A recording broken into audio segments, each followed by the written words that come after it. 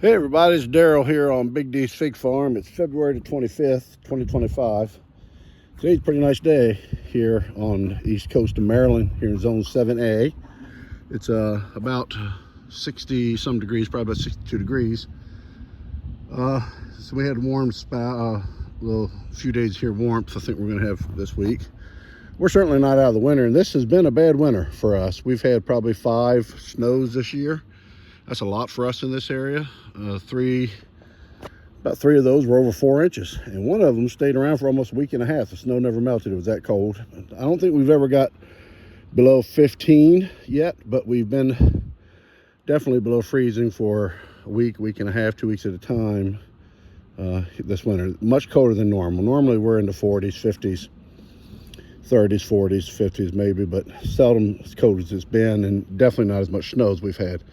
So it'll be interesting to see this coming spring how all my new varieties fared the winter exposure, because I haven't done anything to protect any of mine, because I grow, or I want to grow, fig varieties that can survive here in 7A without me having to do a whole lot of fuss over them.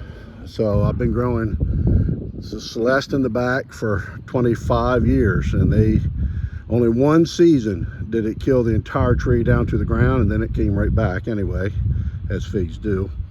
But it's only been one season out of 25 years. Most winters, no matter how bad it keeps on going, like doesn't even skip a beat.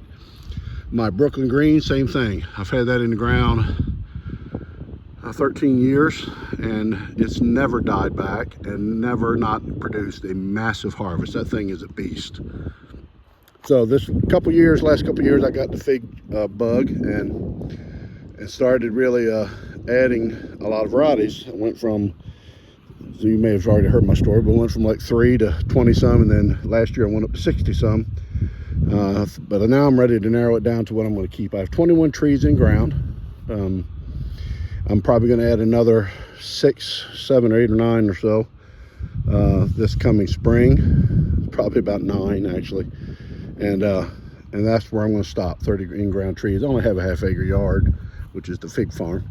But it'll be interesting this spring for me to walk you around and show you all that I have. I have Colonel Littman, Peter's Honey, Janeri, Chicago Hardy Chicago, whatever you want to call it, Olympian, Teramo, LSU Purple, Italian 258,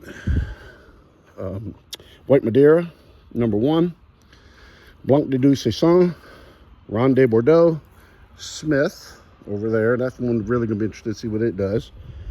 I already said Brooklyn White. I already said Celeste. I have Violet de Bordeaux there, Negra de Agde there, 2 Hog Islands, Sweet Diana. That's what I've got so far. But this year, last year I bought my greenhouse. First year I had a greenhouse, and I've noticed this year that. And I've got it loaded full to the gills with trees. Same with my shed. My shed's full of trees too. My potted trees, and I'm going to be planting some this spring. But man, with this weather that we've been having, cold one day and then 60s the next day, and then here I'm supposed to be in the 50s and 60s for about 5-6 days straight, maybe a week and a half. I didn't want my trees waking up, and so this greenhouse, it's hard to keep cool when the sun's shining bright. So I put this tarp over it one time before, but I didn't. I weighed it down with bricks around the bottom, and that wasn't sufficient. The wind blew it off. So the next time I took strings and tied the bricks to the bottom, and that didn't work. So this is my 3rd attempt, and I put it up, and I put these, because I have furring strips to just sturdy up the greenhouse. So I've attached it to that now. So if it yanks those off, the whole greenhouse will probably go. So this ought to hold it now, keep the sun from warming up the greenhouse until I'm ready for it come spring. Then I'll take this off and let it do its thing. But just want to give you an update here on what's happening on Big D's Fig Farm. I've got about 10 cuttings in the house growing well. I've not done a lot of production like I have in years past, just because I've got plenty already, until I thin that out some and really focus on what I want to really specialize in as far as varieties. All right, so this is Big D here on Big D's Fig Farm. giving you an update. And like I said, stay tuned, because come spring, it's going to be real interesting to see how all these varieties fared through the winter. All right, check with you later.